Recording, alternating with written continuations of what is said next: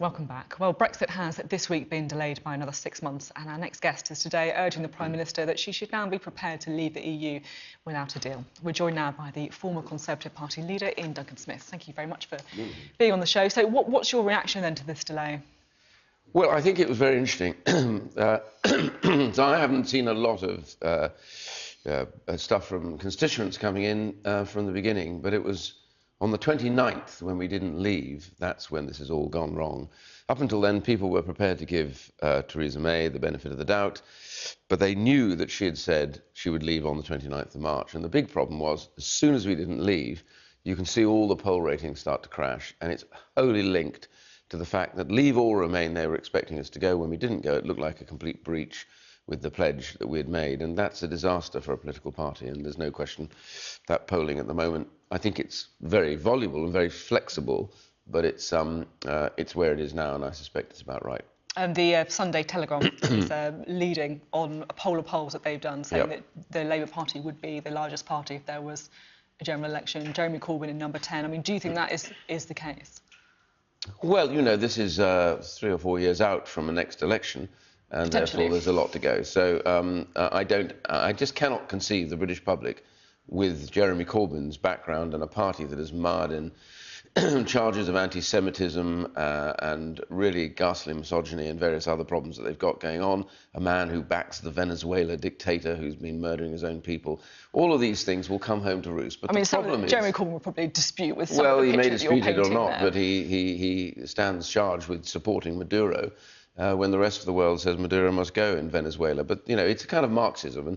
And my point about this is whether people like it or they don't like it, none of that will be on display because it's all about Brexit at the moment. It's all about whether the Conservatives have delivered on their ability to leave the European Union. And we really have to get out, and we simply cannot fight the Euro elections. I gather dozens of Conservative Association members have now written a letter to the Prime Minister saying they are not prepared to fight Euro elections. It would be an utter disaster for us, and a disaster for the country. I mean, what are you going to say on the doorstep? Vote for me and I'll be gone in 3 months.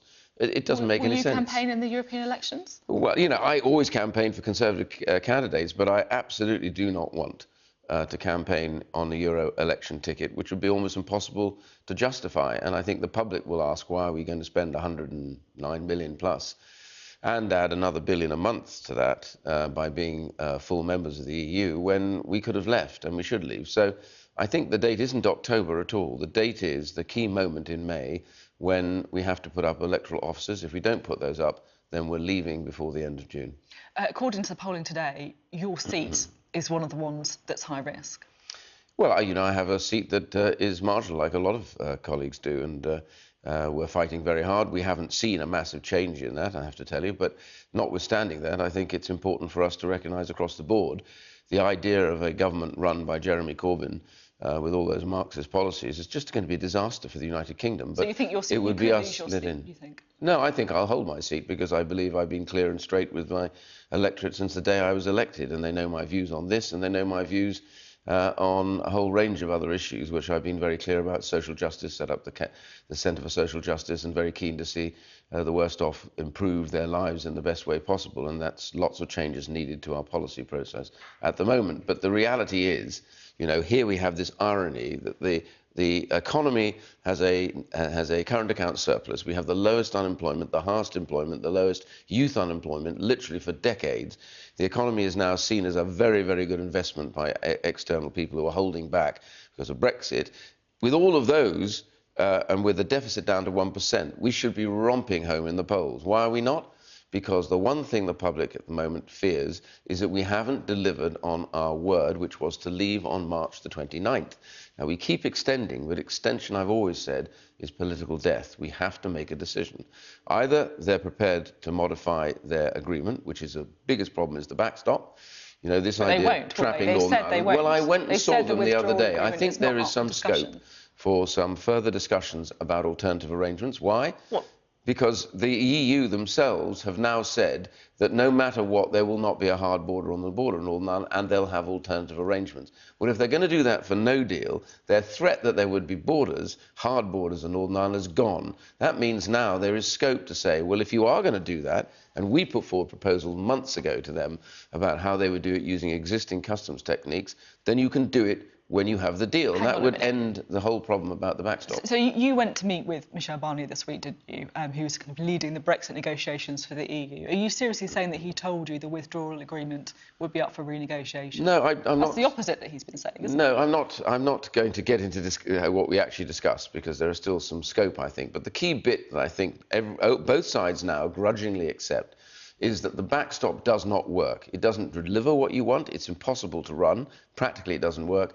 And it literally would cut Northern Ireland away from the United Kingdom. Well, you don't like the backstop, but the EU and the British government are backing the backstop. Genuinely, the EU knows the backstop doesn't work. It simply, physically, practically does not work. Is that what Barnier told you? I know, because you can't apply it. You know, under the existing backstop proposals, the whole of the UK would have to be doing some 250 million wet stamp pieces of paper at the borders. These are plucked from the Turkish agreement and dumped into this agreement at the last moment. It doesn't work, and they know it. So they're working on this as much as we are. So my point is, let's be honest with each other. Let's not wait to get this done. Let's do this now, and we can actually produce alternative arrangements that mean that Northern Ireland is no longer under threat to be left out of the UK, and we would then be able to have an agreement which actually works. That's a possibility. It's a very strong possibility right now, but we've got to get on with it. Another possibility is staying in the EU. Are you worried that we might actually end up never leaving? I believe we have to leave. I believe we will leave. Both parties were elected on manifestos that said they were leaving the customs union, the single market. The problem has been that inside Parliament, it's stuffed full of people who have never accepted the result. The problem has really been, and in a sense Mrs May made this clear, it's about those in Parliament who are doing their level best, and some of them are my party, to actually frustrate and stop Brexit. Including some people, though, who support Brexit, who've refused to vote for the deal. Well, the real problem has been that there is this concern that what we do is we allow a foreign power to interfere in the United Kingdom and carve one section of the United Kingdom out, what they call UKNI, which would be in a completely separate world from that of the UK, with borders between the UK and Northern Ireland. That's intolerable. I mean, you know, nobody voted for that. We voted to leave clean as a United Kingdom, and I think we simply have to do that. And I really urge the Prime Minister to be very clear with them. We're not fighting the European elections. Any idea of doing that is disaster. If we make that clear today and say we are going to leave deal or no deal before the Euro elections, then I think the public will start to snap back and say, OK, these people mean business. And when we do it, that's the moment when we'll end all of the nonsense from these other peripheral parties like UKIP and the Brexit Party and the Tiggers. Don't tell Anna Soubry. Don't worry, she's left the studio now. Just while we've got you, you've called on Theresa May to set a date for her departure. When do you think that date should be? Well, I know that the Prime Minister's already said she's going. She said she would go as and when the agreement was ratified, which was looking at around about May, June. I think those dates still stand. I think that what the Prime Minister has to do is aim everything now towards departure before the Euros, which would then allow her to step away, having done what she said she would do, get the UK out of the European Union one way or the other, and then we can have another leadership election and pick a new leader, which is the way that it has to be. She's accepted and agreed that, but I think that now needs to be set down. As I say, there are lots and lots of chairmen out there who do not want to fight the European elections, and lots who are fighting the May elections right now, who are really upset and concerned that they're going to have a backlash in what is a very important local election. So there could be a grassroots revolt, if you like. Well, there already is, to be quite frank. People don't want to fight the Euro elections. They want to get on with the May elections, and they want to do it in the sense that they can say to the public, we promised you we would leave, we are and have left. So we will leave, you know, before the Euro elections take place. That is the key position to be. And by the way, I have real concern with some of my colleagues going out lauding Jeremy Corbyn and saying somehow, you know, we agree with quite a lot, or we, you know, in all of this. We used to say that he's not fit for government. My view is he's not fit for government, and nor are his policies, which would wreck the economy. We need to be very clear that in the course of this, we don't end up letting Jeremy Corbyn dictate to us that we stay in a customs union or we have some kind of second referendum, or for that matter, we are aligned with the European single market. All of that, given to us by Jeremy Corbyn, is a recipe for disaster. OK, sounds like you're ready to fight that election, certainly. Iain Duncan Smith, thank you very much for coming on the programme this morning.